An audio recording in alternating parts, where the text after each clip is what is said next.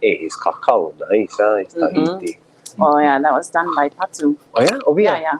Oh no, in Tahiti. Oh, Tahiti. Oh, yeah. So he's working on a beautiful docu-series. And he's talking about Beyond the Grass Skirt, taking away the commercialization of the Tahitian culture and bringing it back to its roots and the importance of it. Oh, yeah. Hey, I gotta make a documentary like that. Yeah. Oh, I would love if you guys can follow on. To make sure we exchange information in here. Kona, how's the sound on that, babe? Good? Is it gonna rub on? Oh, but because the bugger TikTok has to be upright. Can. No, just. No, you can. Yeah, push it back a little bit or just kind of angle them.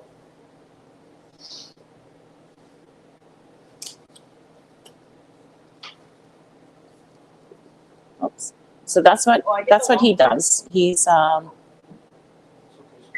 does film. Kona, yeah. So his dad is Hawaiian Tahitian. He's my cousin, and we're all from Lae. Although he says Haula. Haula. He's Latin.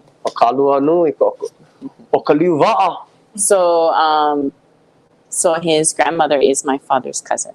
Oh, beautiful. On the Tahitian side, and then I don't think we're related to the Kamai with the I. We're related to the Kamai with the E. Yeah. Oh, Kamai with the E. So his grandfather is Kamai with the I. Oh, ready? Are we live? Okay. Okay. Oh, it's missing. So, all right. Well, aloha mai kako. I'm Teru Hei Bishan, and welcome to Around the Bowl.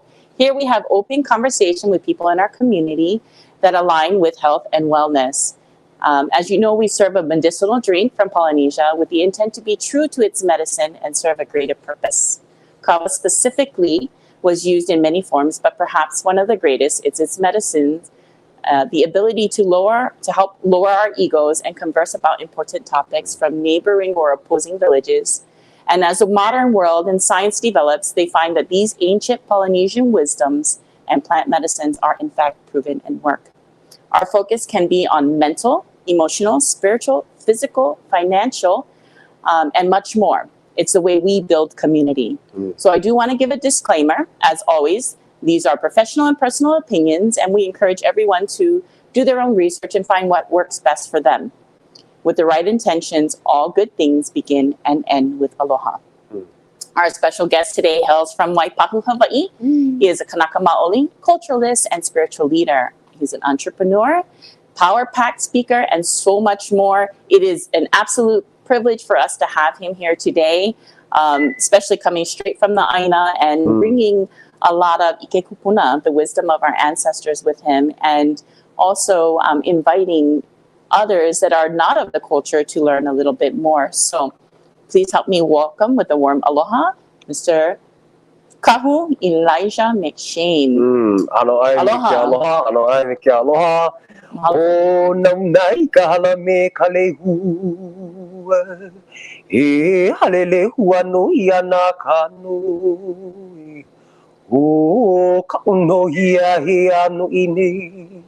He li ani hoi o ka iki me. Ai ki mai no ko iki pume ke aloha. Aloha hi. Aloha hi. Aloha hi. Beautiful to be with you guys today. Mahalo nui. Mahalo nui. Mahalo nui. Well, as we're conversing today, we're going to be enjoying some awa from the beautiful islands of Fiji. This awa in particular was a gift from my Fijian brother, Seta Koroitumundu. So, lolomas to my Fijian family and Bulavinaka, to all of the family back home in the islands of Fiji. It is special to me to present to you this awa because Auntie Lily Koroitumundu was my second mama. And I was fortunate and blessed to be raised in her house and to learn the ways of Fiti. And she did teach my husband, who is Puerto Rican, about Yangona Kava. And so it's special for us to have her spirit amongst us today, and also the spirit of all of our ancestors that join us here. And I can feel their presence as you began that Oli Aloha.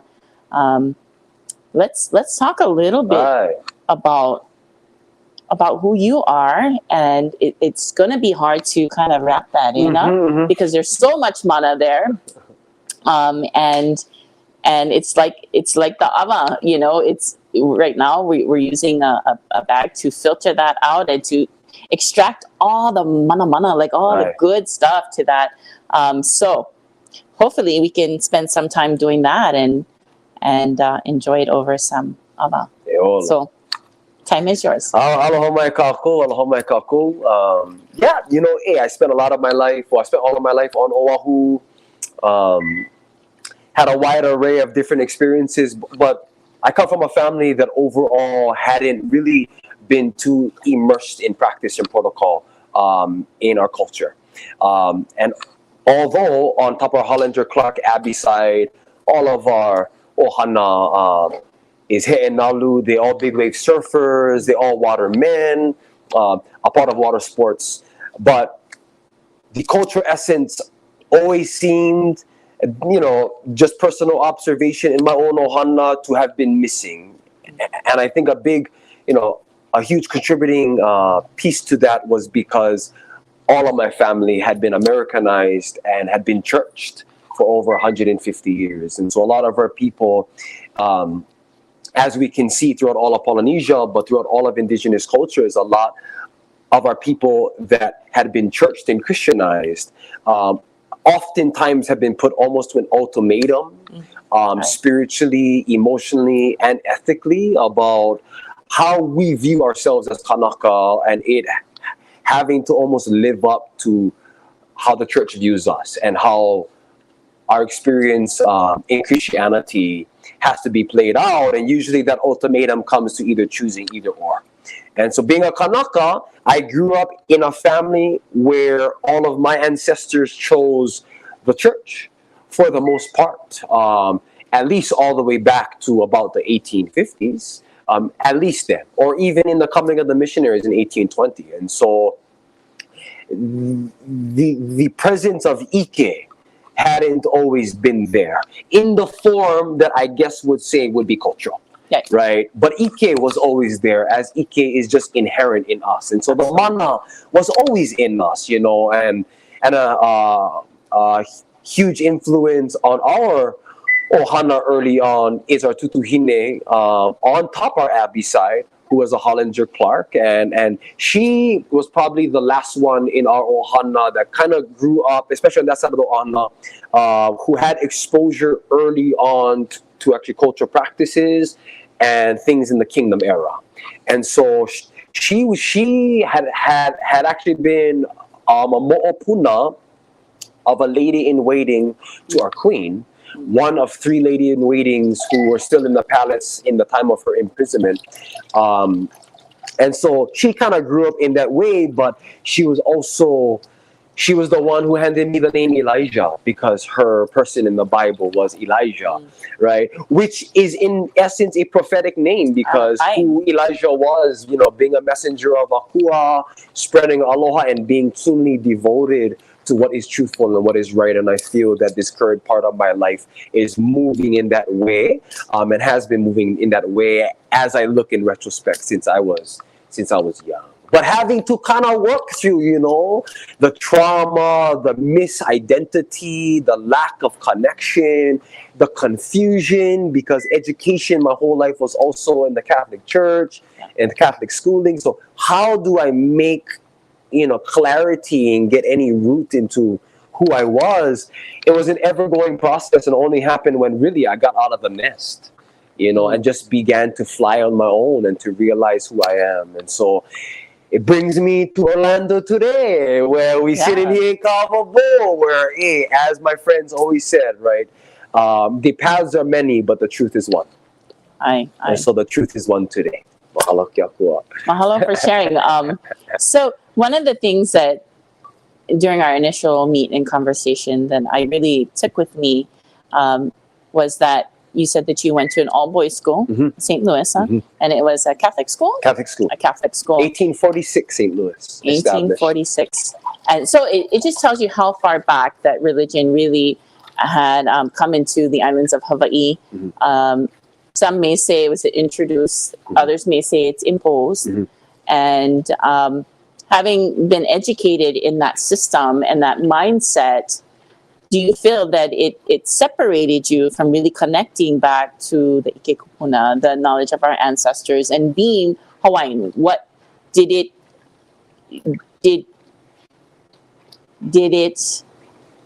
perhaps skew? I don't want to put the words into your mouth. Perhaps skew your path in a sense, or do you feel that it actually came full circle to help you to understand? Yeah, I appreciate the question. Mahalo kia kua.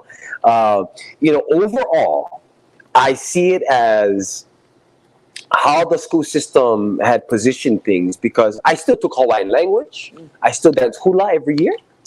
And had been involved as much as I can through things that were offered in the school programs that had to do with our kind of Ike Kupuna. But it seemed like in the private institutions, it was more so prioritized. And for all of our TikTok audience, hey, if you guys have any questions that have to be, please add that into the comment section, and we will try our best to kind of answer and engage with you guys as well. But it seemed like the school of thought that comes with Catholicism and the church, it was more so prioritized. And so it wasn't that it hindered us from learning Ike Kupuna, it was just that Ike Kupuna wasn't prioritized over the Ike of the church, if you want to call that Ike, which it can be, but a lot of the Christian teachings is really, really, in essence, is really mystical if you really begin to look at the kauna in the teachings. And so it was only when a huge influence in school at that time is two of my kumus who are two Puchowskis in Oahu, Halau Kawai Ula o Kalā, that is our kumu hula's, his halau hula. And I was one of his earliest students when he was coming into our school, and he reintroduced our hula program. And so I really got a chance to immerse myself in everything that I guess I was already being immersed in through all the research I was doing on my own, the rediscovery I was doing on my own, but with the many distractions, like football, which a lot of our Polynesian people, that is a pathway that our people look for high levels of achievement and success. But at the same time, a lot of our people that go into that whole space of football also lose their connection to Ike Kupuna, and so the upbringing in the school system, although I told my mom, if there's anybody that she should have put into Punana Leo or Kula Kayapuni, was me. Mahalo kia kua, mahalo kia kua, mahalo kia kua. At the same time,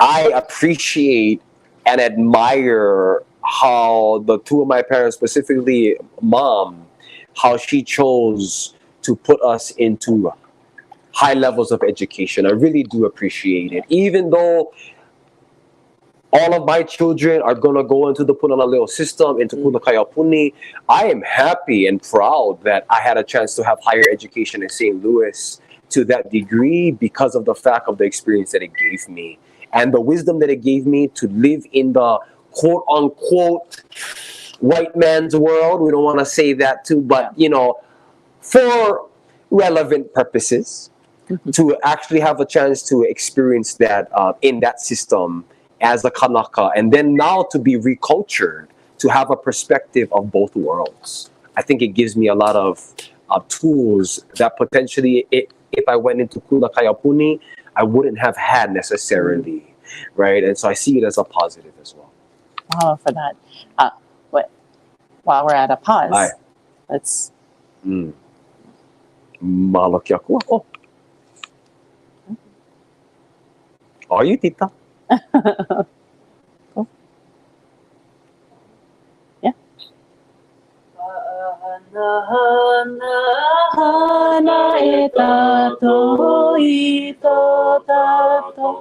Whaora e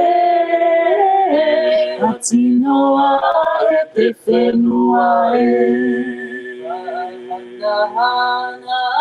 Hana e tato I tō tato Whaora e atinoa e te whenua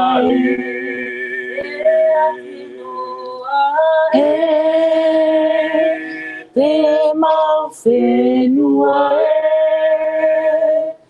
e atinoa e te whenua ri e o te moanara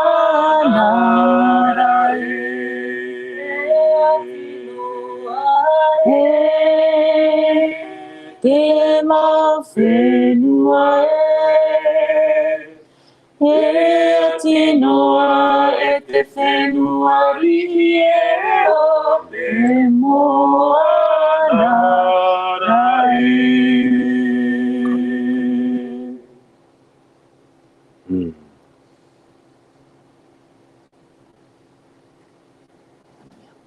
Alo mikane mikana noa.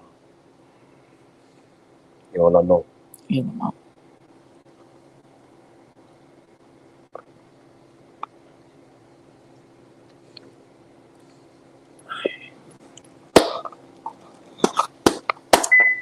So for those of you watching, you will see us go through a myriad of cultures as I am Hawaiian Tahitian. Kahu here is Hawaiian and we are drinking Fijian Yangona.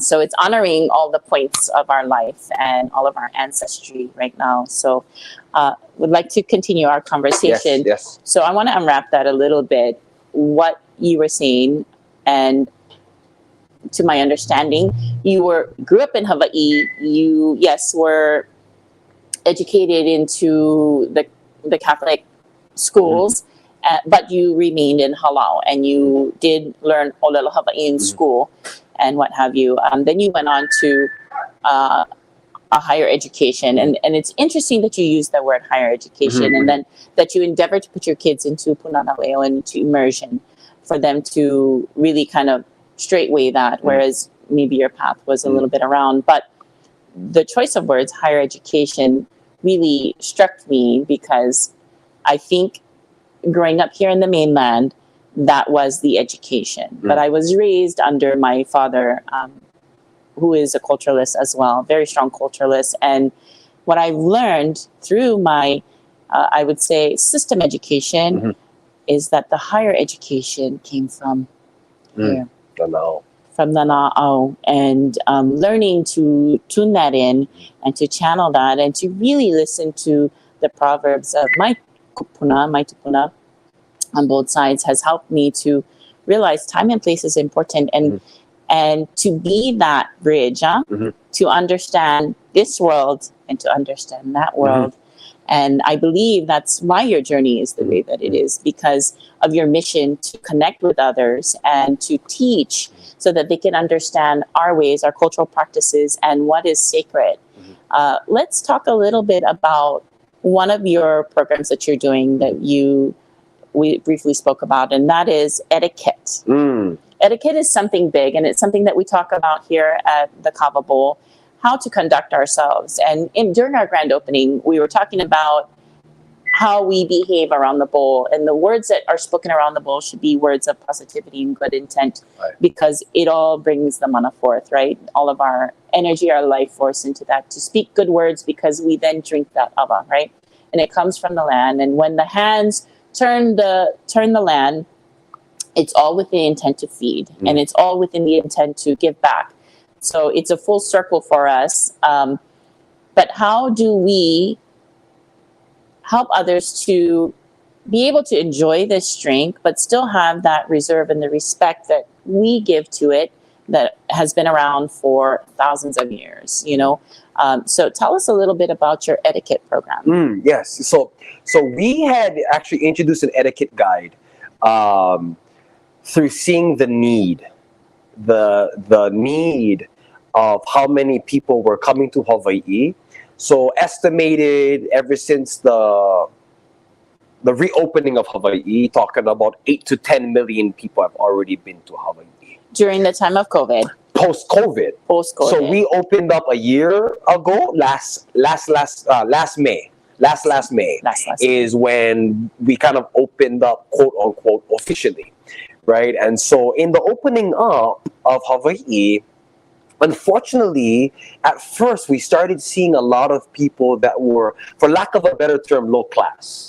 Like people that didn't even have it in their conscience to kind of think about how to experience Hawaii and how to do it ethically and responsibly. And that is a huge theme that is happening across all social media platforms, is how to travel responsibly, because of the fact that a lot of people have not for the past 150 years, that has led us to this point, right?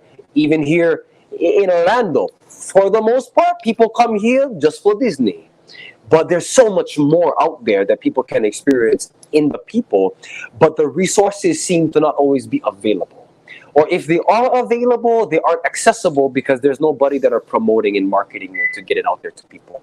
So what our entire work is based on in Awaken Aloha, well, a part of our work is being able to provide Hawaii education that is authentic, that is rooted, that is ethical, and that is based on the universal values of Hawaii, so that people can relate to them. Because I see that a lot of people that are not Kanaka or not from Hawaii, they feel there's almost like a bridge to kind of learning what is of Hawaii. They kind of see themselves as being excluded from doing and thinking and living and relating to Kanaka in our own home, so they don't even cross that bridge.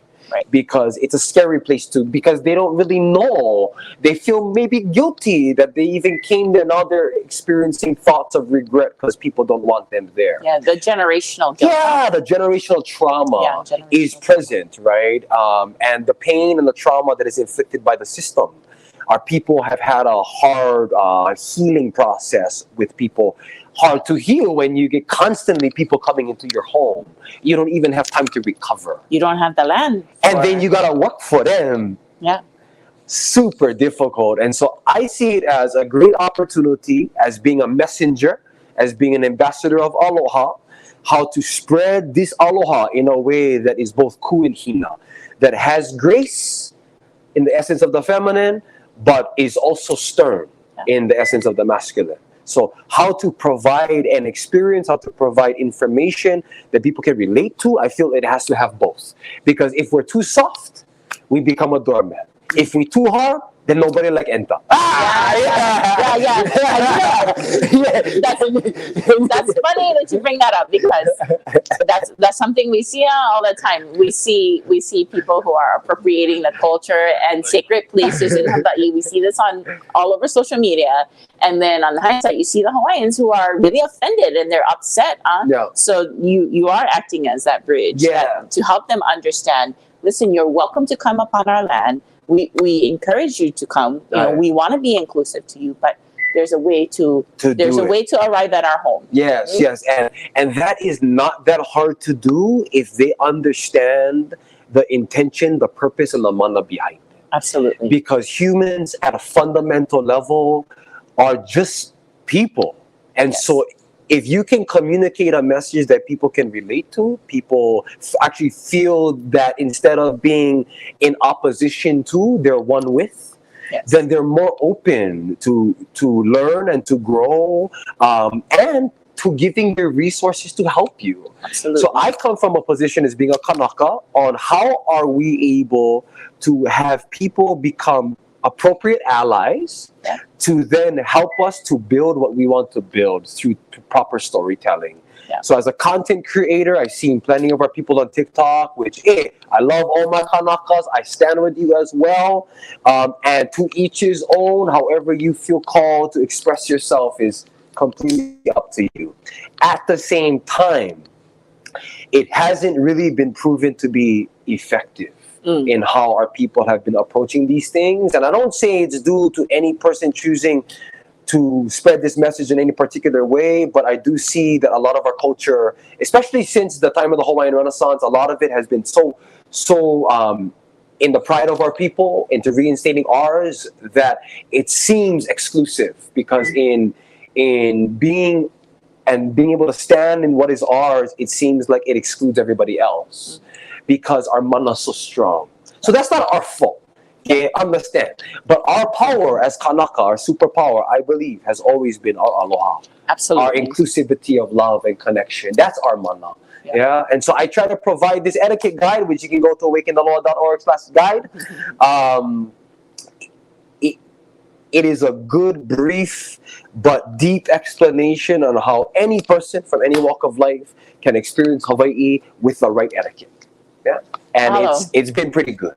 That's good. Go and check it out. You know, again, we want to welcome people to the islands of Hawaii. One thing I will say that people have asked me oftentimes, you know, I want to know the best spots. I want to know what you guys know. I want to do these things that bring, you know, spirituality. Being on the island of Hawaii, you're going to know the best spot is right where you stand. Yeah? Take off your shoes. Feel the vibrations of the earth. Understand that the spirituality is all around.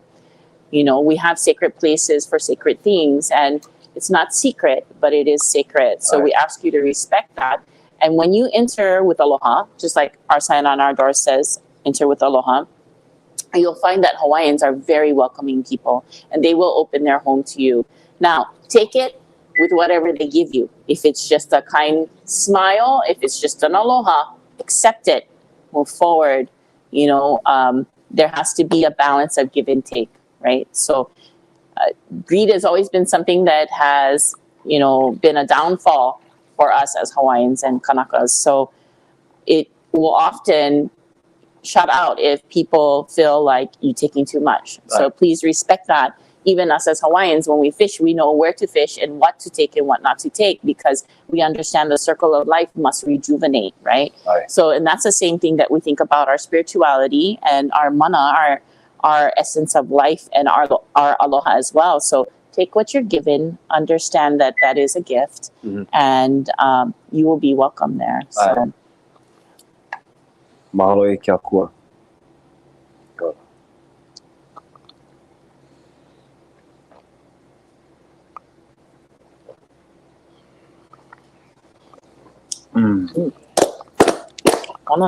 I all know. And yes, you know, to kind of speak a little bit on that too, is like, I like to think that the human heart is still connected. Although we definitely live in a society that is very, very disconnected from truth.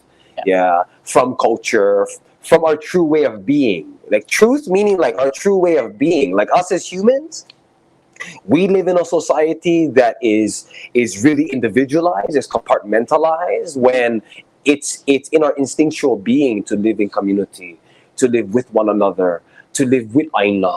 But you know, you see which like it comes back to things in Christianity about this concept of the human having authority on the planet, and the power that has been given to man through the divine to be rulers upon the earth. That is a way different concept, fundamental concept that has created two different experiences of people.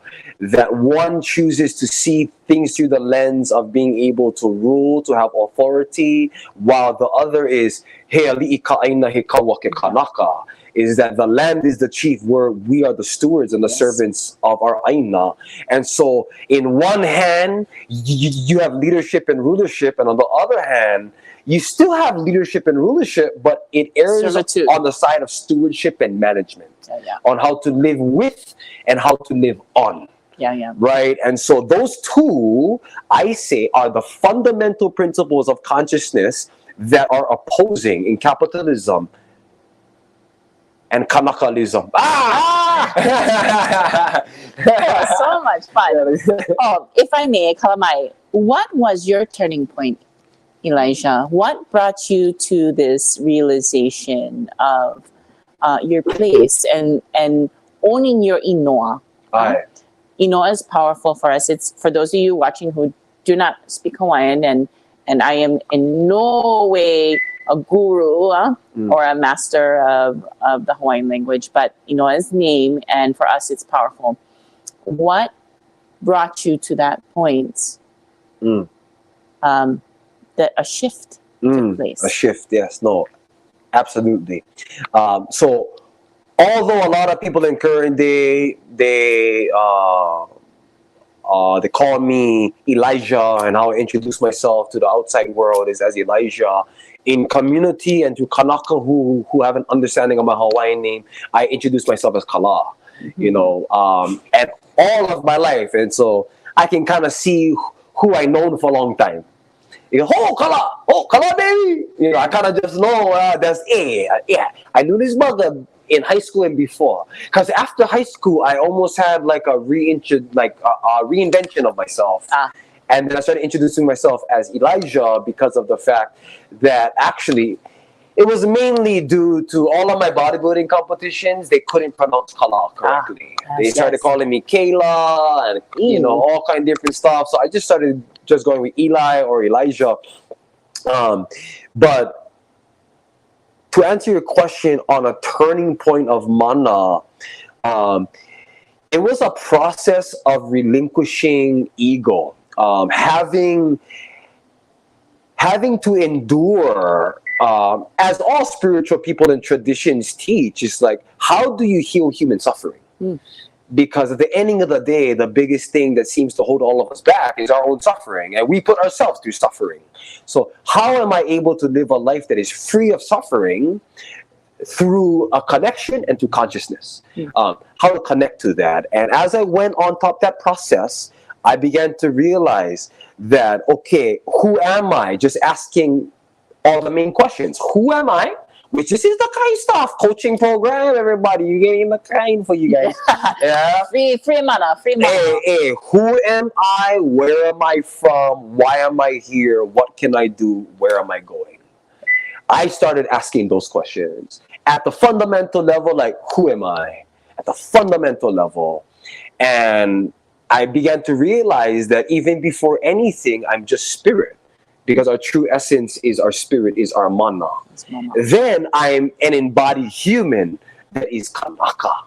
Which meaning that my spirit and all aspects of my DNA in me is Hawaii. Is the breath, is the waters, and is the connection to the omnipotent source. And so I just decided, one day I'm going to go through this process. I'm going to learn as much as I can about my kupuna and see where it leads me. And I started to reach out to all these different kumus and teachers to try to just gain understanding. I wasn't ever interested in getting under one school, which is a controversial thing for a lot of Hawaiians. That, hey, who's your halal? Who's your lineage of thought? For me, I have a few lineages, but I chose to go on the path of deciding that I'm going to learn what I learn from spirit and spirit alone. I'm going to let spirit of Akua and of my kupuna teach me. And when I speak to another kumu, speak to a teacher, I'll stay open, I'll stay receptive, and I'll try to see what I learned and what was revealed to me if it's confirmed through the teachings of this kumu. And almost 100% of the time, it was. And did you find a common thread as you were seeking? What is that common thread? So the common thread, because I'm not only Kanaka, I'm also half European. And so I come from, I guess you would say, the oppressor and the oppressed that is infused into one. So it seems like a good way to have a battleground to find what is true. You have both present. And I seen that the common ground is a couple stuff. Is everybody has mana. Everybody has mana of different degrees, of different cultures, of different creeds, different languages, but we are all of one spirit at the ending of the day.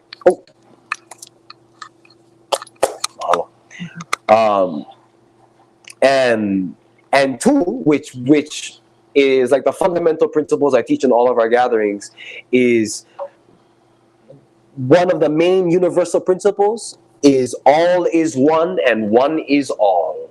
And anything that chooses to convince you that you are not one with it is an illusion, that is a man-made construct. And that I began to see that that all is one. So there needs to be a common truth within all things. There needs to be a common truth. If it's not a common truth, then it cannot be truth.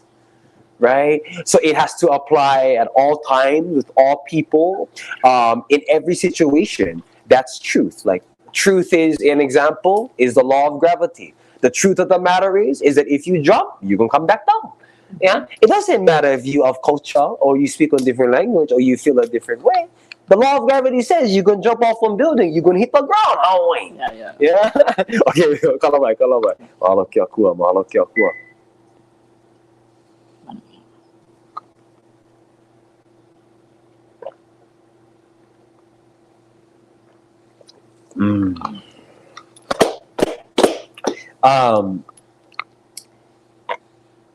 And a key thing that had been a common principle as well is everybody is looking for three things in particular: love, peace, and freedom. Love, peace, and freedom. And that is usually rediscovered through reconnection. Because every time a person is feeling anxious, anxiety, people are going through depression, people are going into their own, spaces. Usually it's due to the fact that they lack love, they lack connection. And because they lack the love and connection, they have no peace and they have no freedom. Because kind of being alone is the hardest prison to live in. And so I've learned from all these different kumu that although that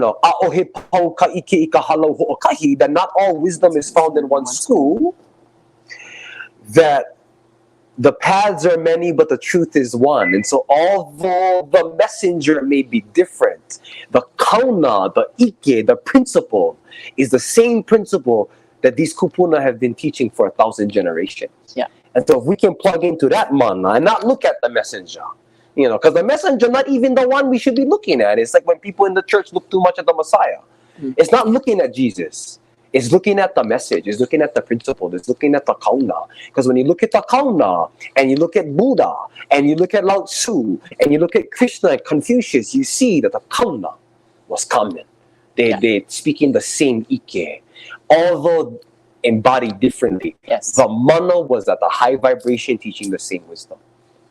And it's interesting you say that, because I have friends from many different cultures from around the world, and many in the religious sectors of their culture, and the basis and foundations is always aloha to me. When we have conversations about certain topics, sure, we may have different opinions on things, and a lot of it's based on our own experiences, the experiences of generations past, trauma, right, survival. Those are many of the things that build who we are today, and this belief system. A lot of it's safeguards, in some of these religions, safeguards to protect their people, but also to continue in faith and to bring hope. But, I always say that it's not the difference in the structure or the religion. It is the common thread of goodness and light and aloha. So I also find that very interesting, that for some people it may be a new concept, because we get into our cultural silos many times, or into our halal silos, or our place of learning silos, where, like you said, all knowledge is not learned in one school, and there's many different varieties of fish in there, right? In the ocean that we can eat and taste of and learn from. So how do we break those silos and come together more, so that we're not just in the community of the community, but in the community? No, 100% agree. And that's why it's, it seems like being able to ask yourself, who am I, and who do I want to become? And therefore, what do I want to learn in order to become it? Because it seems like a polarity in our people, or in a lot of people, is they want to learn culture. They are intrigued by it, or it's maybe like, because of people that are cultured, potentially people that are not cultured, kind of feel a pull towards it to have a better understanding of self. But who do you want to become is a difficult thing because of the culture that everybody lives in collectively. Economically, it doesn't seem feasible for people of culture, for actually people to put in practices of our kupuna and to thrive, prosper, and become people of abundance, and to keep away from exploitation. And to keep away from exploitation, because people think that if we utilize culture in order to make a living, then that already is exploitation, because our people never had a currency system to trade and to do that stuff. Yeah. So intention is everything, and I feel that if people can get clarity on how to live life that has a happy medium and that looks different for everybody. There are Kanaka who have to work construction just in order to pay the bills, and then to come home and have Ava and to pray with everybody in his ohana. But is that construction also, what is it, action in your work? Is your work good and correct work? Because what if that construction is building something that is pushing our people out? Right. Does it align with your belief system? Yeah. But you see, how strong are you to not compromise? Yeah. That's the thing. Because there are endless opportunities to compromise value. And if you don't know and you can't perceive it because your spiritual path hasn't yet been awakened, then potentially you're not at fault fully. You can claim ignorance, you didn't know. But once you know that when you're doing something and the results of what you're doing, and then you still choose to do it after that, then you are absolutely held responsible for it, you know? I think that's what we talked about.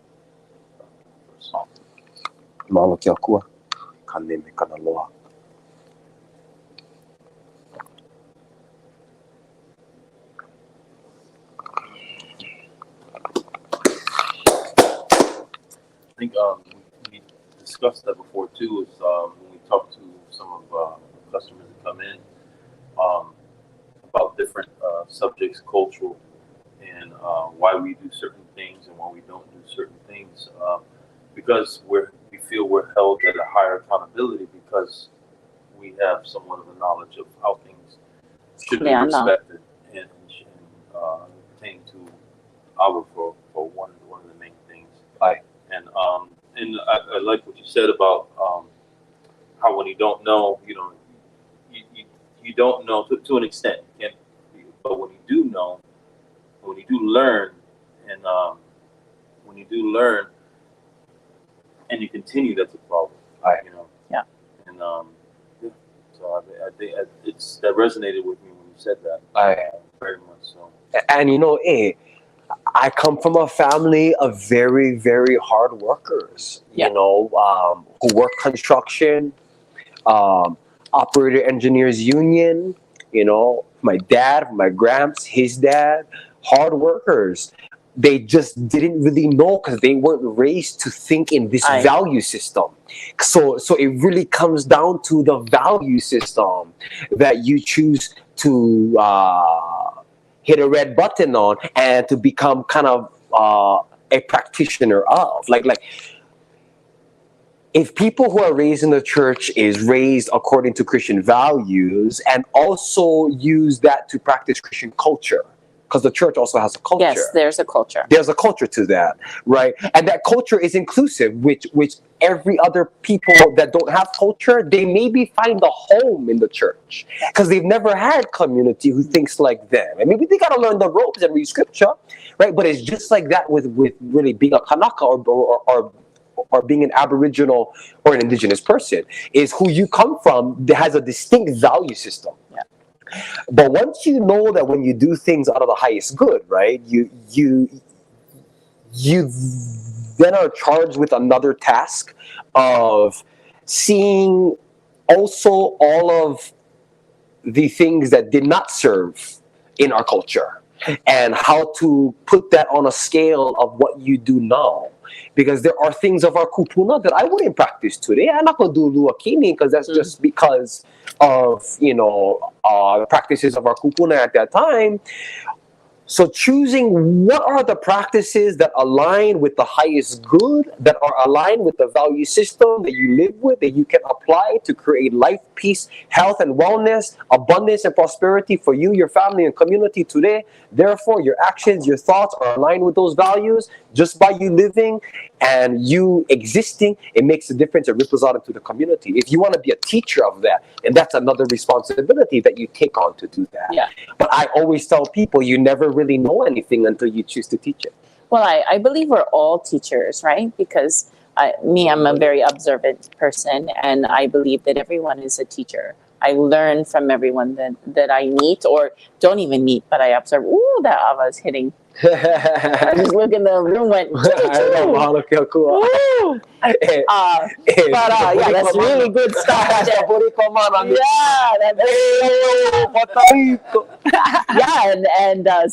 So I believe we're all teachers of it by our actions, and so. For me, I was raised in a Christian church and raised in a Christian home.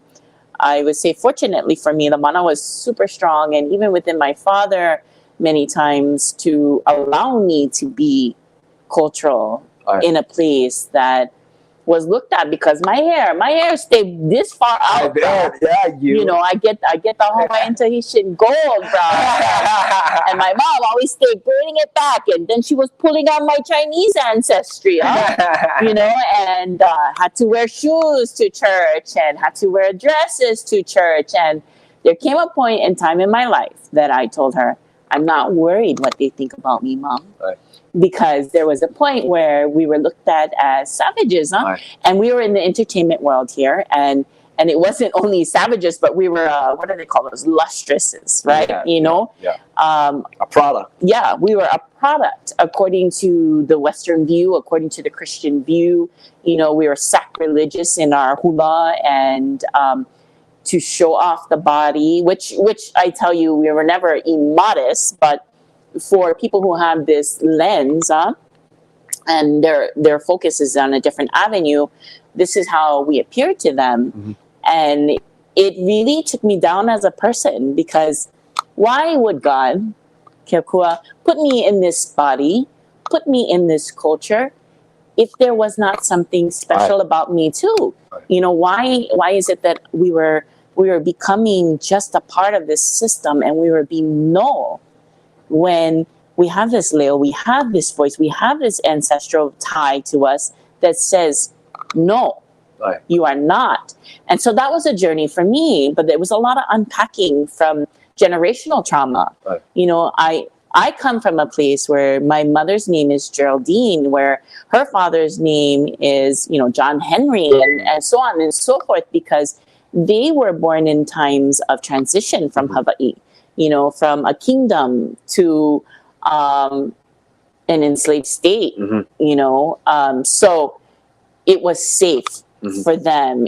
This is the things that have become indoctrinated upon them, in so much that as generations went by, they did not even notice, right? Because they ate certain food, they still, had certain practices. It was Hawaiian enough, and then on my father's side, my taitimai is totally different, right? We come from the outer islands and from the Pamutu Islands, and the tongue is still spoken, and the cultural practices are still there. So it's a blending and a dissonance in the same time, and so as like you said, it was the questioning of who am I, and growing up, my name was always mispronounced, misspelled. And although my mom phonetically wrote it every year for my teachers well into middle school, how to pronounce my name. And she even gave a blurb of what my name meant. I was known as Toruhe. My name is Teuruhe, right? And the importance of that name, the meaning of that name really was not something that I really reflected on as a young child, because coming in, I was just like, can my name just be Katrina, Jennifer, Heather? You know, it's this identity war that we often go through as cultured people, you know, coming into the American system. And I am not first generation American. You know, my children in my family are first generation American. I was born in Hawaii, so I will not say I'm first generation American, right? You know, but it's coming into this accepting and really understanding the gift that you're given in just a name alone, right? The path of my name as I grew into it really helped me to understand my role as an ambassador of Aloha and who I am, therefore who I will be. And it doesn't mean that it's necessarily a teacher, but who I will carry myself as, and for others to observe and learn from. And within this space and time of this shift for me, just hemo the shoes, you know, take out the hair, let me be. And I was able to blossom more as a person because I sat well with myself. I wasn't in dissonance with myself. And, you know, I was able to really find my path. So a couple of different things that you talked about, not you know, the same as you are today when you were younger, but you weren't totally disconnected. You did go to halal. We were raised in a halal as well, traditional. And so that's something that ties me back to my aina, you know, and my kupuna, having those principles and those values taught, and not just from entertainment aspect of it, but we were able to hold on to that foundation, the papa for us, and it was really reconnecting to it. What was looked at as sinful or lustful for many people here was my mana. And I was able to retap into that and to take on the kuleana, the responsibility of all those gifts that were given. For you in particular, I know you were talking about your shift and everything. What would you say to folks that are watching, that are born of the koko, that do have the blood, that do have the EV, but are disconnected? Maybe it's, you know, their parents married into another culture. Maybe it's they live so far away from the aina. And oftentimes people feel if they don't dance or if they don't sing or play an instrument here, that they're not perceived as Hawaiian or Polynesian. Enough, Enough, to be enough. What is something that you can say to encourage them to look and reconnect? Because it's all in here. It's all in here, you know. Learning comes from everywhere else, but it's here. Yeah? What would you say? Mahalo ke akua. That's a good one. For this apu awa. Yo kani. Yo.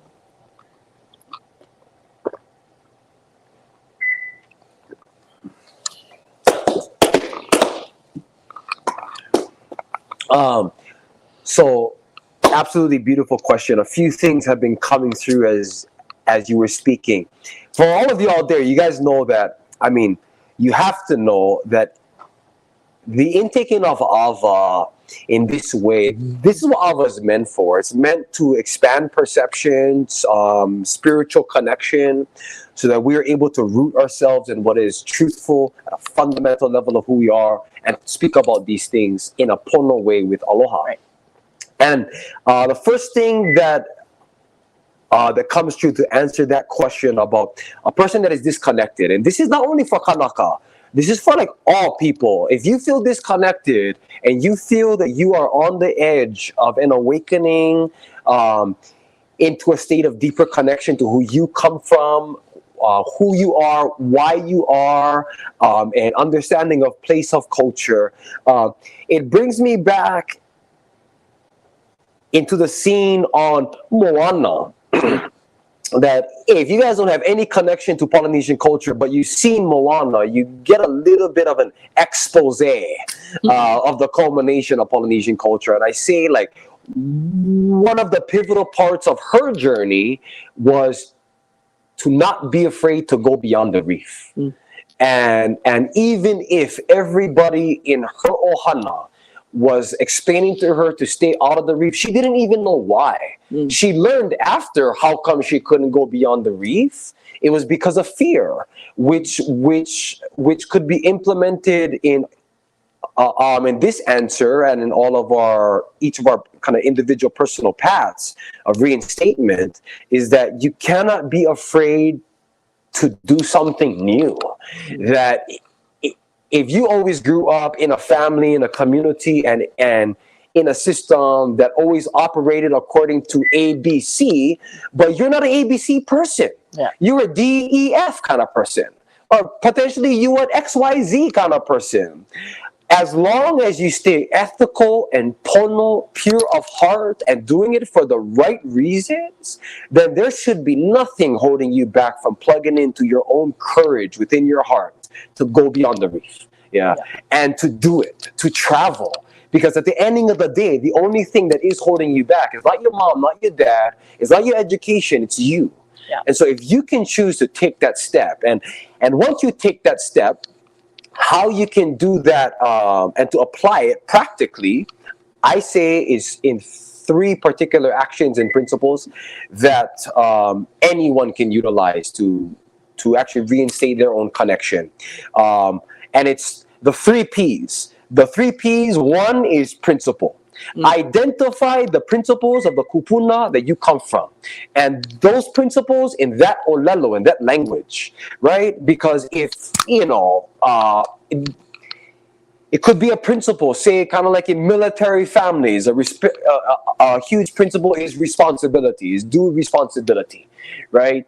In our culture, the Hawaiian term for responsibility is koleana, but it's not just responsibility. So it goes deeper in your cultural tongue and in your cultural thought. Yeah, the no'ono'o Hawaii. If you kind of head into what are your principles, and to make a list for yourself, 8 to 10 principles that you're going to live by, right? You're going to live by those principles. When you live by them, like in the concept of Buddhism, has the Eightfold Path. This is 8 principles that people can implement always. Everywhere you go, you can implement these 8 principles, and it can lead you down to spiritual enlightenment. And to maintain that. 2 is practice.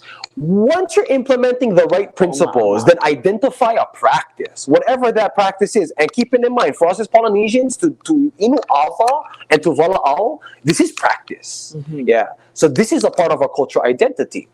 But it can be anything, to actually being able to be a cultural artist, to weave, to carve, to chant, to sing, to play the drums. Whatever one is connected deepest to you, and how you can find that connection is potentially doing a little bit of research and genealogy on who was the kupuna you come from, who the ancestors you come from, and what did they practice. Because they're practicing mana is in your mana, because you come from their mana. So if in your ohana, like me, I come from a huge ohana on our dad's side that was whole Hawaiian. They make the meanest luau's. Our ohana know how to cook Hawaiian food. On top of our mom's side, they all he'enalu, they all watermen, they all surf.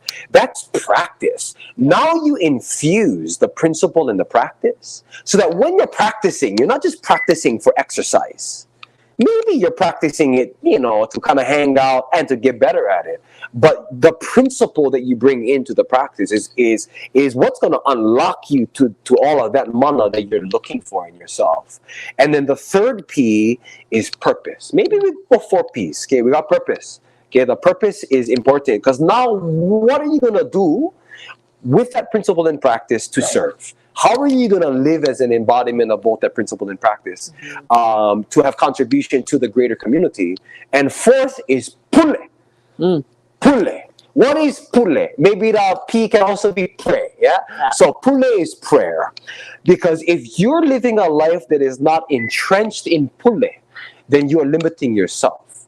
Because when you do not pule, and what I'm talking about pule is having conversations with the divine, within and without. within and without. Maybe you speak into Akua outside, but when you speak into Akua outside, you speak into Akua inside. Maybe you just in meditation, but speaking to Akua inside is speaking to Akua outside. Yeah, Your pule is going to steer your path of purpose that will be entrenched in your principle and practice. That's going to give you your responsibility on the planet. It's going to give you it. Just doing it is going to give you it. You don't even have to look for it.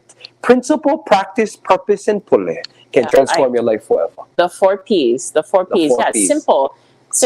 Mahalo for that. Mahalo. And so, you know what I also found in talking with a lot of people who are of the culture, but don't know their place, because either they're not entertainers, as here in the mainland, a lot of us came over as entertainers, you know. So there was generations that followed from those entertainers that came that didn't follow the same path as their parents for whatever reason. And there was a disconnect in identity many times, and I'll see them either off in the corner at Pa'inas or just not present at all. And so I like to engage them and ask them, you know, what do you do? And oftentimes I find, you know, it may not be dance, it may not be hula, it may not be mele, but you'll find a lot of the same beliefs that their ancestors had, they're practicing it in a different form, whether it's art, whether it's ballet, you know, whether construction, it's construction, whether it's being an engineer. I tell them, you have to understand how our people were. Yeah. Number one, people who lived up in the Mauna were different to those that lived down by the sea. You know, so we had variables that made us diverse, right? And then not only that, I always tell them that we were always on the forefront of discovery. Polynesians were curious. Explorers. They were engineers. They built from nothing. The storm come, knock down the hale, they build it right back up. You know, we were survivors. We're, you know, ingenious in many of the things that were basic things that needed to survive. Indigenous. Yeah, indigenous. Akamai right there, bro. That's something you find in a lot of indigenous cultures. Yes. When we, I had lost my roots growing up because of Christianity and the strong focus of being a Christian. Some of our cultural practices and ways were kind of frowned upon. So I lost a lot of that. And I'm learning as I go. We got a chance to visit Puerto Rico a few years back. And when you see the people of the land, how they survived, and we went after the hurricanes that went through and demolished a lot. They didn't wait on the government's help. They just do it. They didn't have power. The government wasn't helping. They went out and ran their own power lines. You know, and they find that.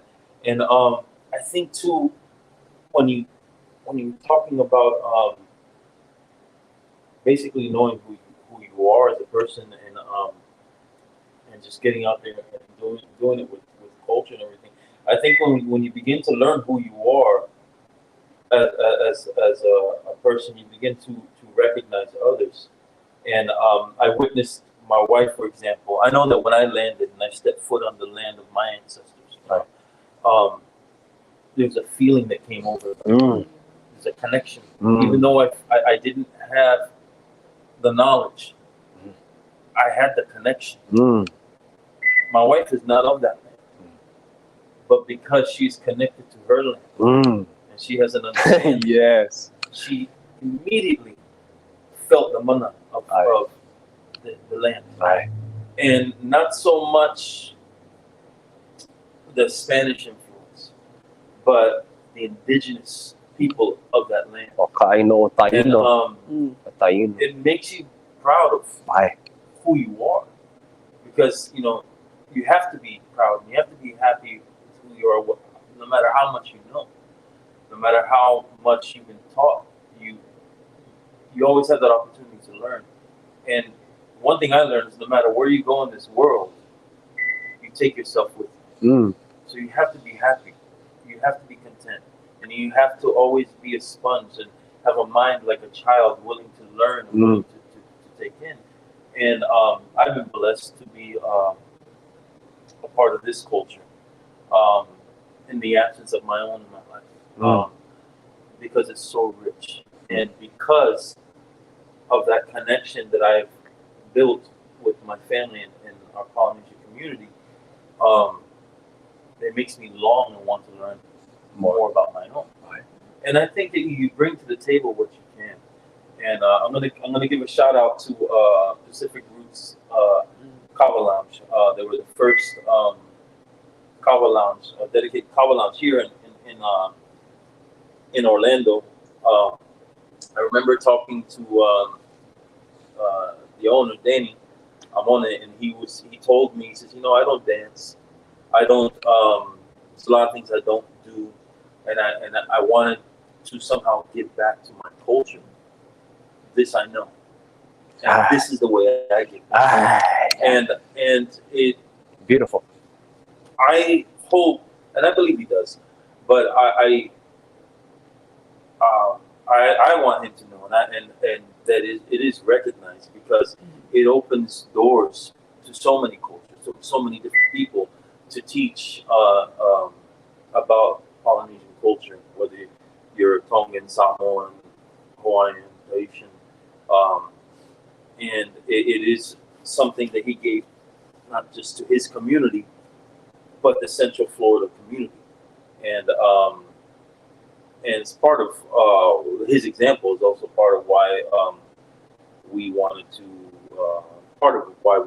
do this too, because we saw that that it is possible. Right. Somebody kind of paved the way, and just like how your ancestors paved the way for you, and whether you decide to walk down it or not, it's your decision. But there is a way that has been paved. You just sometimes have to find it.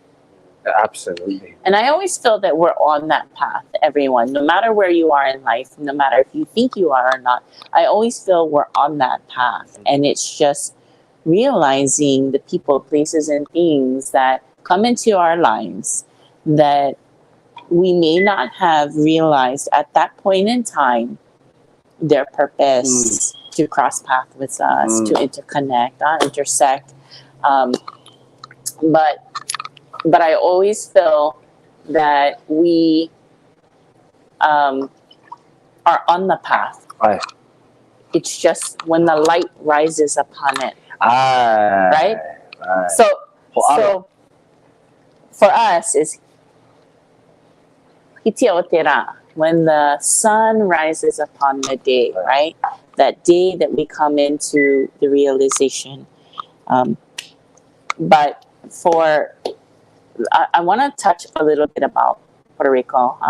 So yes, the Taino, the Arawak, the Iroquois, and we have some questions coming in from you folks out there. So we're going to address those very, very soon. And it's good. Keep sending them in. Keep sending them in. So we're going to address those. But I wanted to address my fellow brothers and sisters of Puerto Rico and every land that I've stepped on. I feel you. I see you. I know you. And through my message as an ambassador of Aloha, I honor you. And I think this is what Aloha is really to be able to see people at their core value as humans, and to understand our differences color our lives. They make us brighter and more vibrant. But the common threads always is Aloha for me, as I do a lot of work with many cultures here in Central Florida. Been fortunate to travel a lot in my life and to break bread with folks and to be able to have these open conversations and not be afraid to ask questions for understanding, and oftentimes I have to hey, calm the chatter in your head, because when I meet people from different parts of the world, I'm like, oh, I love this and this and that. And sometimes I don't realize that I'm acting as the people that I don't like, because I'm just like, oh my gosh, I love this and that. I'm probably naming like the most typical things, right? But I'm trying to connect. I'm trying to say, hey, I see you. I love who you are. I love, these things about your culture. But but it's about recognizing people at their human core. And I'll go further beyond that because of who we are and what we understand is to see their spirit, Right. to recognize their mana, and that it's within everyone. We talk about mana, which is the essence of our life, right? It's the energy, the source, but I believe everyone has mana. And so even within our Kava lounge here, we always say respect the mana. So because many people come from different places and they have different sources of mana, all that we ask is that you respect our mana. You coming into our home, so respect the spiritual things that you bring into our home, and you're welcome to ask those questions. Just like Elijah, I'm open to answer questions, but knowing the bounds in which to speak and which to ask, you really have to contemplate that before you ask that. Right. Take a moment. Yep. The last podcast, when I went back, I was so ashamed. I was like, and I was like, you know what? I am not stopping to think before I speak. Therefore, is translated out. There we go again, yeah? So if we just take a moment to think about what we're going to ask and what is the intent of knowing that, I think it will be more well received, because so many indigenous cultures have been raped of what our sacred practices are. And then it's been commercialized, synthesized, fractionated, and then served back to us as somebody else's spiritual practices. And we have to accept that, because we have to be inclusive. If not, we're exclusive.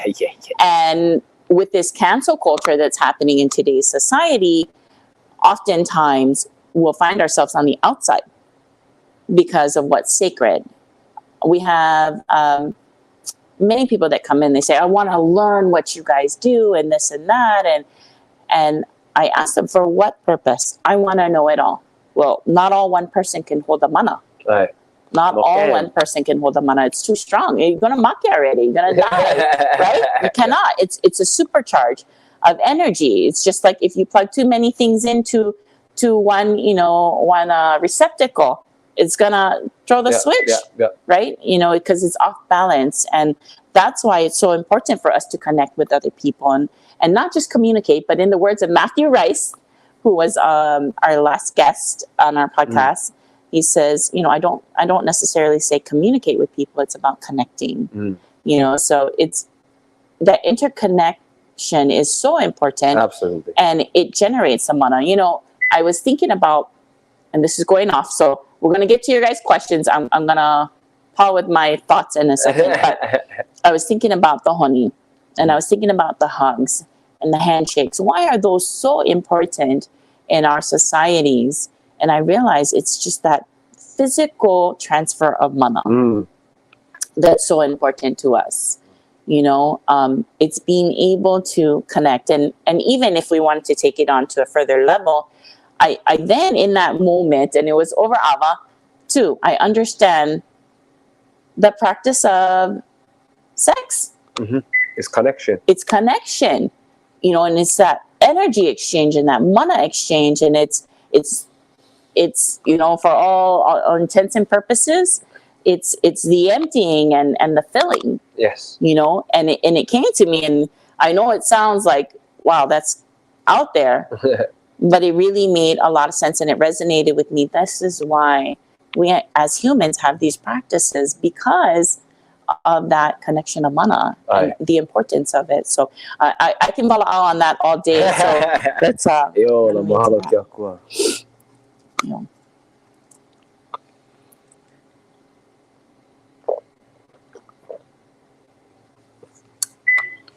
Kalā mai Kahu, if I may, I would like to look up. We got some questions and comments coming in, and mahalo to Zion Kalani Ui, who is handling that. She's our tech girl over there. So, Zion, can you go up so we can read some of these? Are there tips on learning Olelo Hawaii, Hawaiian language, on your own? And this is sent in by T. Clay Lani 94. TC Leilani 94. Oh, you know what? folks. I am not good at reading these Instagram names. I'm gonna quick Molelo right here. You know, I follow Brother Elijah on Instagram, and I was so excited he was coming to Orlando. I told my daughters, "Hey, Sonoafu is coming," and they're like, "Who, Ma?" And I was like, "Sonoafu." They're like, I was like, you know, Hanu, breathe in the mana, and they're like, "Son of Oahu, Mom." Son of Oahu. So yes, I am here and I live in America, but I still get the farm mentality. So Kalamai, TC Leilani 94. So I'll leave that for you to address. So are there any tips on learning Olelo Hawaiian language on your own? Absolutely, Leilani. One of the easiest ways to actually be able to go about it, there is an online class that I usually encourage to people to kind of take. It's an online class that you can take at your own leisure. It is called Olelo Online, and so if you go onto Google and just put in Olelo Online, it's going to come up, and there are a handful of other resources that you can get to learn Olelo Hawaii. Everybody's on their journey, right? So staying consistent is the key to the game, staying consistent. And I speak for myself as well. I also got to stay consistent and continuously to always learn and to always practice, and to go on Amazon and to pick up a Hawaiian language workbook to do that course with. Yeah, this course is $18 every 3 months. Every 3 months, $18, and it is a fantastic experience from Kumu Kaliko. It's not Kaliko Baker, but he's a baker, I think. But he actually goes by Kumu Kaliko. Olelo Online is a beautiful resource to do that. If you guys aren't interested in doing that every day, there is also Hawaiian language on Duolingo now. And so if you want to learn just like the basics in a fun way every day, 15 minutes a day, just hop on Duolingo and put in Olelo Hawaii. And if I may address that as well, because there are people who go online and learn, and remember that not everything, that's why you have to ask a good source. Not everything that you learn is pono or is right. Both in language and also in manao, and the thought and the meaning behind it. With that, if you're not of the culture and you're learning the culture and learning the Olelo Hawaii, I ask that you use it in the right context. Yes, absolutely. So sometimes when we just speaking casually, we just throw out words, any kind, but stick to its purpose. Yes. Don't begin to relate it to your own kind, like they say in the scriptures, don't liken the scriptures unto yourself. So make sure that you're using it in the right context. And I'll just use the word pono as an example. I taught the word pono to someone, and the next thing you know, Pagaste talking about how this is pono, how that is pono, and it was not even relative to the true meaning of the word. So go ahead, you wanted to add? Also, too, we think through an English-speaking mindset, and we need to also remember not everything translates exact to English. So it's good to talk to people that speak the language to know that the proper meanings of things. That even in certain words, like even the word like aloha, people think hello, goodbye, love, but the depth of the meaning of those words, because sometimes in phrases, the same word can be used differently. Yes. And so it's important to know those things too. Aye. Aye. We'll drink to that. Mahalo ke akua.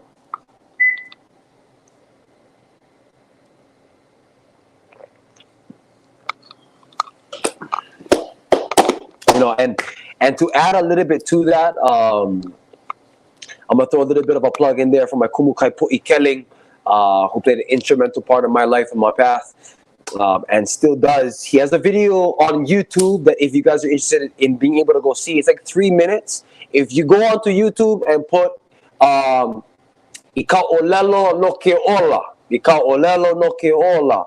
He's speaking a little bit about the importance of Hawaiian language and the history of Hawaiian language in these 3 minutes. And what he also says, well, he actually states a Hawaiian proverb, Yes. Ika olelo no ke ola, ika olelo no ka make, that in the language is life, in the language is death, Right. which can be applied in so many different ways. In his context that he was speaking in, is that the consciousness of the people lives within the language. And that if the language is not spoken, the consciousness of the people then begins to become erased and diminished. Yeah. And so he's speaking about, in this 3-minute video, he's actually speaking about the No'o No'o Hawaii. That in speaking the language, the aim should be to learn the Hawaiian thought. Yep. Because Hawaiian thought is unlike any other thought on the planet. It's unique to itself, speaking about the worldview. That once you unpack specific hua olelo or words of Hawaiian language, you actually begin to access yourself to a whole nother worldview on how to see life, how to see situations, how to, like, a perfect thing is like responsibility and kole'ana, and it's responsibility and privilege. But if you understand that the kole'ana is given, it's not taken, it's not pursued, it's given unto you. It's revealed to you because of your own development, and therefore that's why it's a privilege to earn your kule'ana. That you're not just giving kule'ana because you earned the degree. Yeah. You're giving kule'ana because of your maturity, your development, and your devotion to whatever practice that you're a part of. That's why you're giving the kule'ana. When you said that about thinking through the mindset, it's funny because when I look at words now, Completely different. yeah, and I have sometimes I pronounce things that are maybe like Tahitian or a word that was Sono'afu. English, or like when I see fair and I in my mind I say Pare. Funny. and so you start to think differently. Yeah, And it changes everything. it changes Yeah. everything. I have to Yeah, constantly it does. switch back, back and forth and remind myself where I am at time and place and what my purpose at that point is, because easily I'll go into the a, e, I, o, u. You go into to your own languages. But I wanted to touch on something that Anakala, James Kalama asked. Let's see. Yeah, James go back. Kalama right there. Okay, how do you feel about mainlanders who know not of the culture but pretends to be Kanaka? So if I can just set this up, we have many people who I call the $500 kumu. People who have taken workshop a couple of times, paid to get a certificate, and they're uniki and puka. And so it's a conflicting messages to us as Kanaka, who grew up in traditional halal, who went through protocol and never even was able to cross that threshold, because it's a journey. And it's not like martial arts where it's, well, in even martial arts is not like that, but it's been commercialized where people want to see advancement, Yeah. and instead of the journey and the life wisdom, that I was hitting. Yeah, just when see the. So It's a deep question. yeah, that's a really deep question. The veil is moving. The veil is moving. Yes. So oftentimes it's a deterrent for us as Kanaka to get involved, because there's been a shift in that knowledge, right? Where now these people are becoming the kumus, right? And because the Kanaka don't resonate with that, they tend to pull away and just kind of go off on their own, which is something we face in the Tahitian community all the time. But I tell them, you want to make a difference, you got to go out there and represent, So going back to it, how do you feel about mainlanders who know not of the culture but pretends to be Kanaka? So I'm gonna exchange the word mainlanders for Americans, because to Kanaka, Hawaii is our mainland. Understand that? Okay, and so the interesting thing is you cannot pretend to be Kanaka.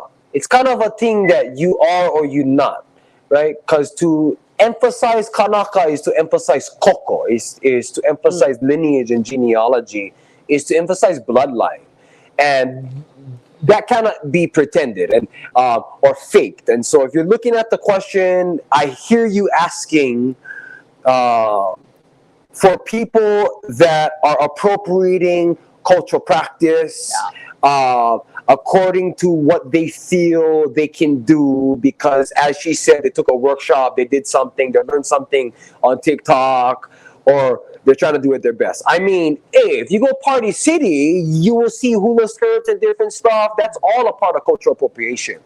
So what I can say to people that are American who are kind of putting things out there to pretend to be a person of Hawaii is that people are gonna do what they do, right?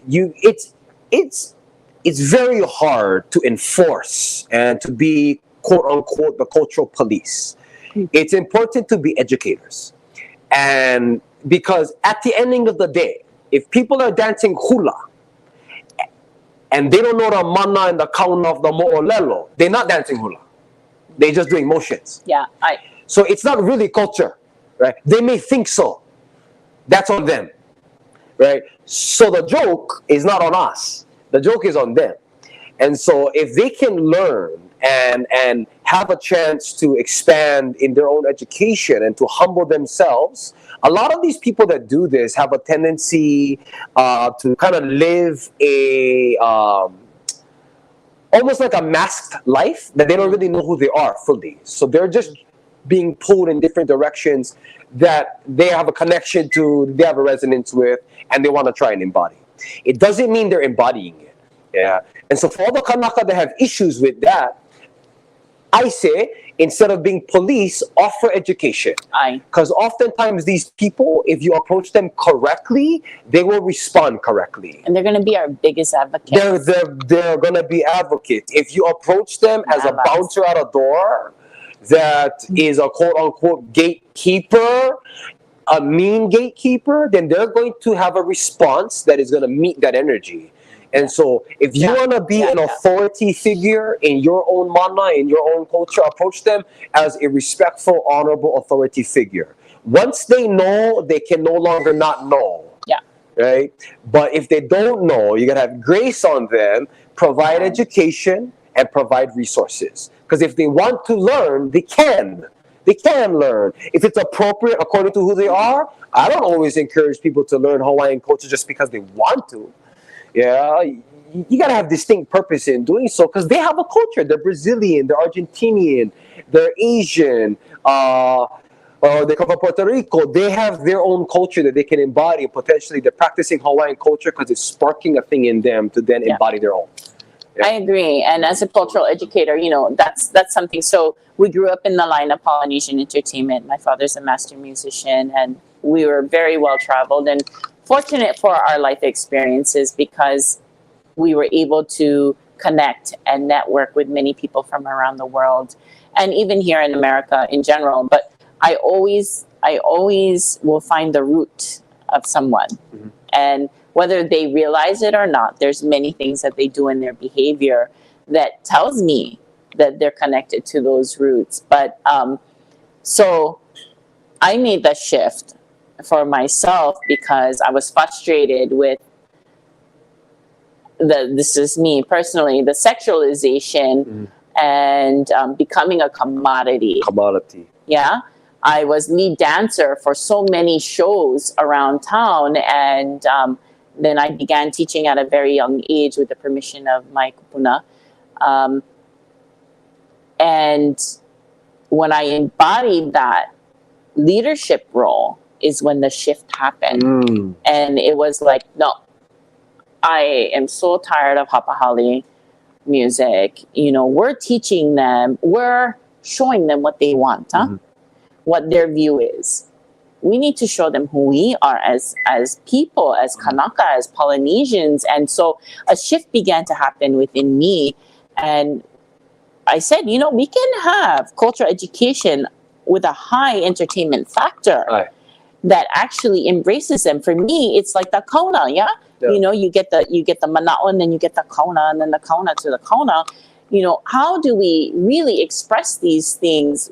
And for me, as taking on the role later on as MC, was to bring them in with my Awa Ōlena, with the words, to listen to my ancestors. And there are times where I close my eyes and I no longer speak, but my ancestors will speak through me into our audience and say the words that are needed to be said. So when the dancers come in, they just fully further that knowledge for them that encapsulates them. And it encourages them to look at it through a different lens. That I was hitting. It's really hitting, because now I'm getting into that philosophical state. Yeah.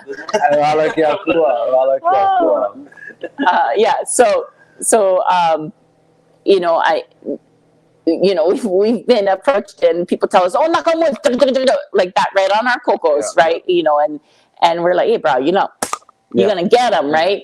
But how I've learned to counter that, or not even counter, but to even stop it before it happens, is how we carry ourselves, how we represent ourselves, how we set that up, and what we say, because we can either be angry and meet them at that same charge of energy, or we can humble ourselves and share with aloha. So that's the path that I've taken.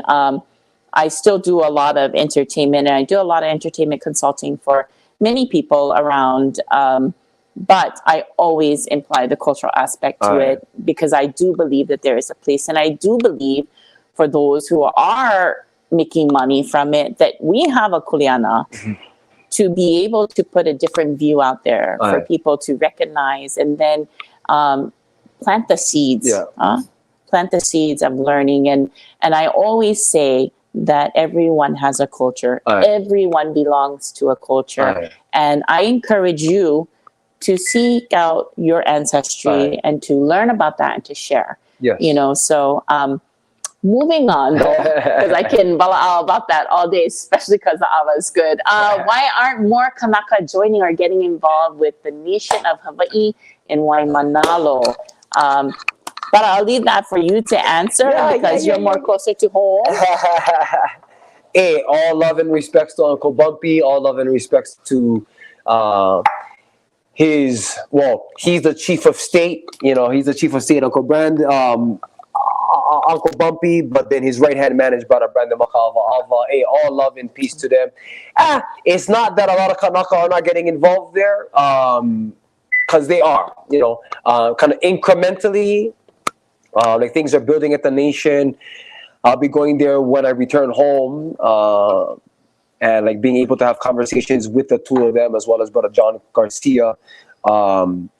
Good brothers.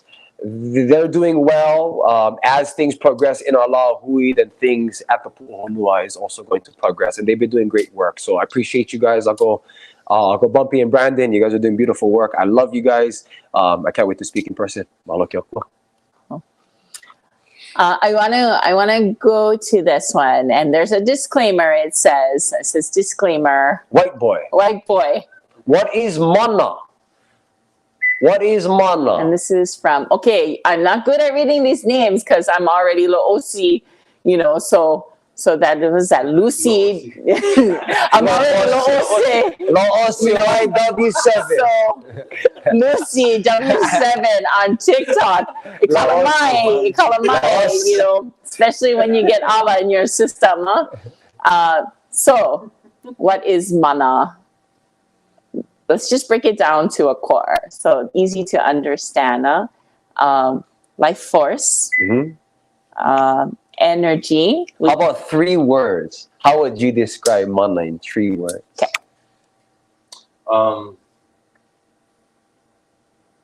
Energy. 1 word? Energy. I would say energy. Energy? Yeah. Heola, life. Life. The unifying force. I say the unifying force. Let's go for Iha. Zion. Yeah. Haimai. Healing. Huh? Yeah, unifying force. Yeah. And it's interesting because we believe everything has mana. Everything has just mana. like our indigenous brothers and sisters of this land, also known as American Indians, right? Everything has value, everything has purpose. So for us, everything has mana. They had a post on the Kahu project. If you guys are not tuned into the Kahu project, that's a good brother of mine. His name is Brother Daniel Aipa. That's his page for Hawaiian health and well-being. He just put out a reel that had the teaching in the voice of Kumu John Lake about what it means to be Kanaka. And he said simply, to be Kanaka is to choose to see the world where everything has mana and you're in relationship to that mana. Yeah. Meaning everything has life, everything has spirit, everything has a force that is comprised of it. And this and purpose is also proven in astrophysics. This is also proven that everything is comprised of atoms, and those atoms are comprised of ions, neutrons, electrons, protons, croutons. Yeah, they're all comprised, and then all of those atoms and those kind of ions are comprised of particles. But the particles, they stem from a field of energy that creates all things and that receives all things once it perishes on the earthly plane, right? And so the concept of mana is the Asian concept of chi, of ki, and in Indian philosophy of prana. Yeah. So you can build your mana, which I teach all of my men in our community. The three main things that people have to learn early on is how to build your mana, how to manage your mana, how to distribute your mana. If you can know how to build, manage, and distribute effectively, then you can conserve your mana and utilize it as a superpower to create your reality that you want. Yeah, and you can choose to do that whatever way you want. And you know what? It's interesting that you say power, superpower, because oftentimes we get seekers of mana, and sometimes you just know their intent for it. Intent is everything, huh? We call them at home. I heard a term that those people have is like a mana muncher. Yeah, the mana muncher. And so always realizing that not only you have mana, but everybody has mana. And really depending on state, on thought processing, on expression, a person could be in a state of low mana. Yeah. Where they need replenishment. And if you have the opportunity to replenish them, to being in a relationship with them, that's just going to automatically happen, like in a partnership and in a marriage. If you have, you had a hard days of work and you come home, you see your wahine, you're not feeling too good, but she knows you so well that she knows how to complement and to refill your mana so that you can go to sleep completely healed and go back to work the next day. Or it could be the opposite as a kane, being able to understand your partner and where they're at in their mana and how to provide what is needed. And at times people get too much mana, like maybe smoking one joint or something. People get so head high, they get anxiousness. So I usually say good off indicators. Balance. Yeah, you get off balance. Two good indicators is if you have anxiety, you potentially have too much mana in the vessel right now. If you have depression, you have too little bit mana in the vessel right now. But when you're balanced, pono, equanimity, that is when you are in a superior state of being. Yeah. Absolutely. And I want to touch on that a little bit because it's something that we don't speak about in our communities oftentimes. And I'm not just talking about Polynesians, but also in a lot of ethnic communities, mental health. Mental health. And more recently, I've come to understand a lot about people who are in that state, and it is understanding their mana and understanding that there's an off balance in that. And specifically, I want to speak to those who are suffering from many of these ailments. And oftentimes I see people who are what other people perceive as, kind of crazy or, what is it called? The Awa is really hitting me. So, what is it called when they see things that aren't there? Huh? Oh yeah. Schizophrenia. Yeah. So something I've come to understand from a very compassionate view. Having walked this road with people who are suffering it and trying to understand them at their level.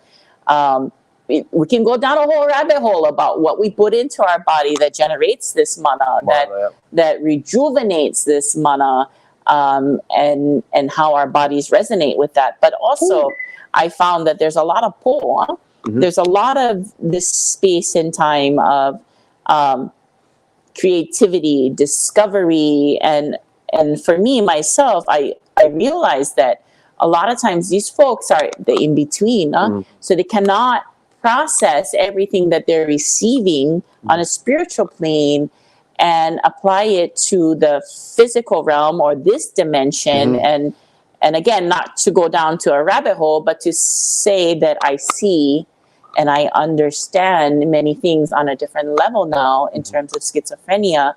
And my heart goes out to these folks because they're the in-between. Like you said, anxiety means you have too much. Depression means you're too low. And I get that, and it resonates well with me. But I also look at other mental health issues to understand that it really is just this off balance of mana. Off balance. And how do we, be more understanding to these folks that are going through that and address this within our own communities. Yeah. It's something real that happens. We cannot sweep it under the rug. We cannot say, you have to be a man, but to be able to sit and converse about these things and the question is, will this make a difference? I firmly believe it does make a difference in how we receive them and how we seek treatment for them as well. Whether that's through cultural practices. I'm not a proponent of pharmaceutical medicines because it doesn't resonate well with my body and my children. So we choose all the natural way, but time and place, everything has its need or what have you, but it's also to be open to understanding their mana. And, we cannot be sucked in too far down that rabbit hole by, what they're experiencing, but to be a little bit more compassionate to understanding. And I don't know how clear this is going to come out, but if you are suffering from depression or anxiety or anything like that, talk to somebody about it. Yeah, don't hold it in. Talk to somebody about it. This is where Kava for us, or Awa Ōlena Sakau, where it comes into play. It allows us a space to where we can talk, and it kind of becomes that social lubricant, and it just allows us to open up a little more and connect with one another. Yes, Kava is good for anxiety and things like that, but you need to talk to somebody. Don't hold it in, because you're not alone. I don't know if you want to repeat that. Yeah. So what Adam was saying,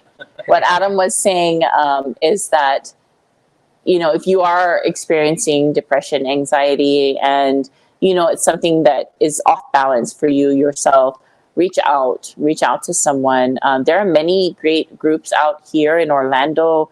You can find many groups online that are willing to listen. There's always someone willing to listen. Yes. And we actually refer to our lounge as a halemai. It's a place of healing. Whether you come to be healed, you also are healing to other people, and it's understanding each other and the core values of which we carry, and it's all about well-being, well-being with yourself and with your body and it being in alignment. So I'll drink to that. Oh, mahalo kia kua. Mahalo kia kua. How are we on time?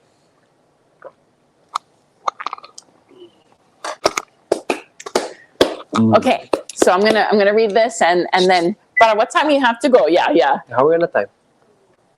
2:31. Oh wow. Shit. Okay. Oh, Kalā. All right. This comes from Tina Romero, and she says, I want to be respectful with my question. I see how others are coming in and taking over our island. And she's from Puerto Rico, and so she's a person that we have a lot of conscious conversation about. And she says, every day is harder and harder for our islanders to live in Puerto Rico while others are taking what's ours. It hurts me to see the corruption and love for money. The greed hurts me to see how in the name of power, they are taking this from us. What can I do from the distance to create awareness and do my part? I sometimes want to take a flight over there and stand with my people, with those raising their voice and literally defending what's ours. So the mic has been passed to Adam, and to share his view as a Puerto Rican. Well, you know, I wasn't raised in Puerto Rico, and I have a longing to learn more. Let me make sure I'm getting this. Every day is harder and harder for islanders to live in Puerto Rico while others are taking what's ours.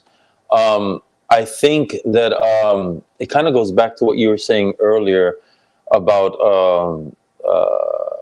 respecting and about just teaching, teaching, sharing.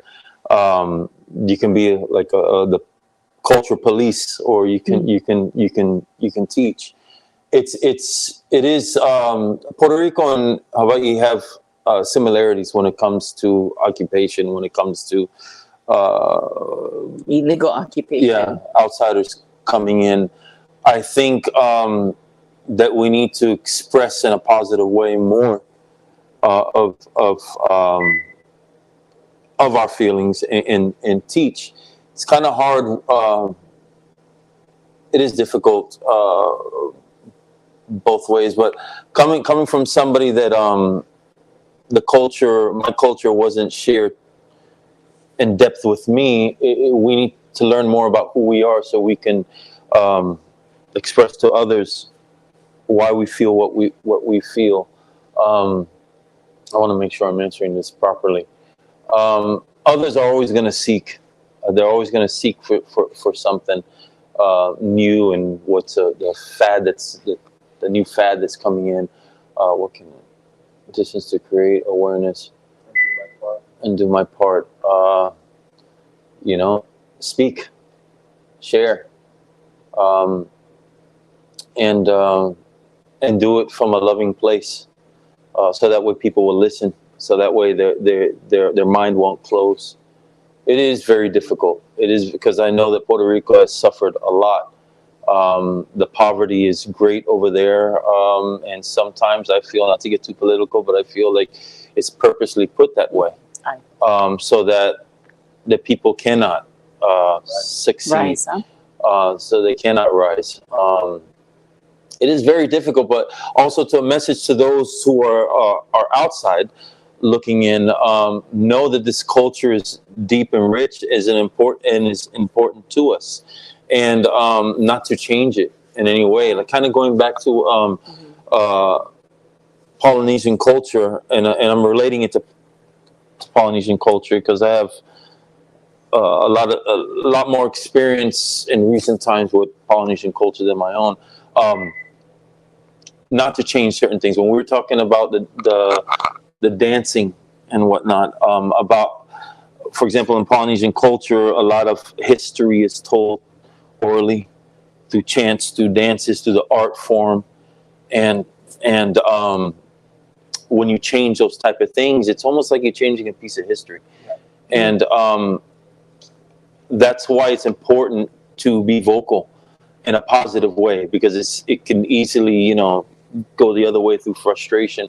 And in Puerto Rico, I think it's the same thing. I think we need to learn more of who we are, and so that way we could share who we are to the world, and they can be inclusive, but also know the difference between secret and sacred, and just educate by sharing, by sharing who you are as an individual. I hope I answered that properly and not rambled on. But I tend to ramble. I'm sorry. And lots of love to my sister Taina. She and I converse a lot about the changes of our land, and I admire her sharing these things because there's oftentimes I'll see things on social media and it's like, oh, the schools in Puerto Rico are closing, and I don't buy into the first thing that's posted. So I will check back with my source and I'll say, hey, Taina, what's going on up there? And so I love that she takes the time to educate me, and she brings me up to speed on both sides and how she feels as Boricua.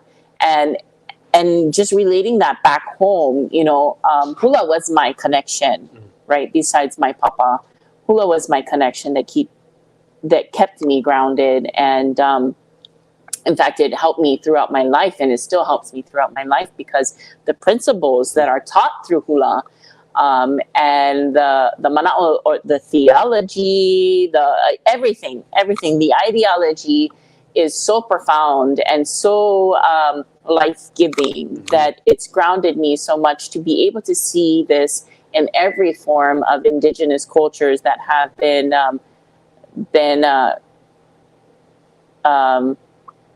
commercialized or colonized, and to be able to see and understand their cry.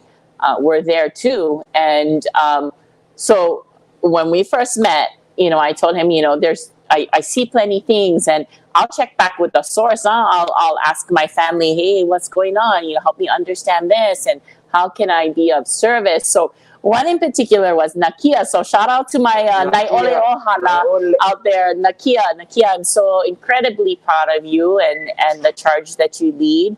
Not for yourself, but for your children and for your grandchildren, your mo'opuna to come, and for your ancestors. So I'm very proud of you, and I follow your lead in many things. But so how can we get involved? That's a really good question. So being here in America, instead of mainland, in America, being here in America, how can we get involved? And I kind of go back to the simple saying that the pen is mightier than the sword, right? So get involved. You can set up your email, simple. Every day launches a letter for whatever cause you want to stand up behind. Goes right out to all legislation. Yes. You don't even have to think about it. And it's the principle of flooding them, that people are constantly thinking about this on the forefront, and it's an issue, and it needs to be addressed, and it needs to stay fresh in their inbox every day, so that they're going to get so aggravated with it that they're going to look at it at some point or another. The other thing is, don't follow trends. Don't just jump on every bandwagon, people protesting for this, protesting for that. Do your research, do due diligence. You deserve that. You deserve that, because when we talk about expensing mana, know where you're going to place your mana, how you're going to help that fight. Is it pono? Is it a politician's ploy? Don't get caught up in the hype of things. Do your homework to know that what you stand behind is pono, is right, and be firm in that belief as well. So I'll give you an example of that. Mauna Vakea has been going on for a long time. A lot of people don't know that. But there was a big movement a couple years back, right? And all of a sudden, bang, bang, bang, all these people are coming and joining this fight, right? Okay, after we do the big rally, then no more. It's not being talked about. We're not sharing anymore on it. It was just kind of like an angry cause that everybody got behind, when truthfully, it's continual. So whatever you choose to get behind, stay behind it. Yeah, it's a marathon. See it through. Don't just join fads. See it through. Make sure that you are putting your mana and whole heart and aloha into this. Believe in it and stand firm, because people are going to say, oh yeah, what's your new cause today, right? Yep. And they won't take you seriously. Yep. So Kahu, do you have anything you want to add to that? Have a cause that you believe in and start talking about it. Yeah. Because most likely than not, there are people that believe in that same cause. Yeah. And, it puts you into a category, all depending on how you want to spread it. it will employ you to learn skills on how to spread things in the message. Like our whole plan in our work is to spread the message of aloha and to teach people how to live in the way of aloha. That then goes into layers and layers of different things that have to do with Hawaii's history, indigenous history, colonization, Americanization, all different stuff that go along with the same principle that aloha can heal it. Yeah. And so if you believe in a cause, start having conversation about it, stay consistent about the cause, and spread the message and begin to build relations. If you live in America, then that's like international relations. So to see yourself as an ambassador and connect with actually leaders and pioneers of your homelands and how you can serve from a distance. What can you do to offer resources, connections, ideas, programs to help people that are not at home and are in America, and how you can team up with them on how to then maybe do a mission trip back home to help people back in your home. Do things that you can do with what you have. Do what you can. If you can do what you can with what you have where you're at, then that's all you can do. And as Art Williams says, all you can do is all you can do, and all you can do is enough. Just make sure you do all you can do. About the Hawaiian proverb that I heard. That maybe you could remind me on who said it. No matter where you step your foot, that is Hawaii. It's Hawaii. So you can. So although you're in a foreign land, you are who you are. You are Hawaii. No matter where you go, you take yourself with you. So that goes with being Puerto Rican. That goes with being African. That goes with being whatever culture. You still have a voice. So. You can't change DNA. You can't change DNA. Wherever you go, you take yourself, and you take your ancestors with you. Yeah, and that's interdimensional. Too, if you have that consciousness. If you have the consciousness to have that live within you, because if you don't acknowledge it, then it's not going to live fully, right? And so if you have been disconnected and you can reconnect and ho'alaka mana to awaken your power and your mana within, then you can realize, because I bet you talk to plenty Hawaiians and they go Las Vegas, they don't even have any consciousness that they kanaka, no matter where they are, they become assimilated. Wait. Unless they read Raiders. Unless you crusaders. My mom. Represent. Red Raiders. I love it. Last cup. Yeah, last cup. And let me just read. We have lots of love from Tina, Crystal and Arun, Kevin, James Kalama, Raphael, Lori Turchin, Tupu.honu.riki, and Usi Juice. Lux 247, Kava University, Sarah Kamahele, all of the Kanaka, Tangata, Boricua, Samoan, Fijian, and Tongan brothers and sisters, and everyone else. So mahalo everyone for watching this. Thank you for coming on this journey and learning session with us here at Around the Bowl. And we wish you much life. And just like we began this, we will also end it with aloha. And one last cup of good yangwana. Mahalo kia kua, mahalo kia kua, mahalo kia kua.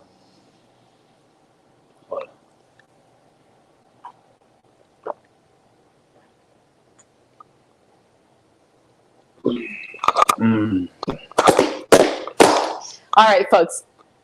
If you want to see more content like this, I'm not good at this stuff, so I just got to put it out there. Please subscribe. We're open to suggestions as well.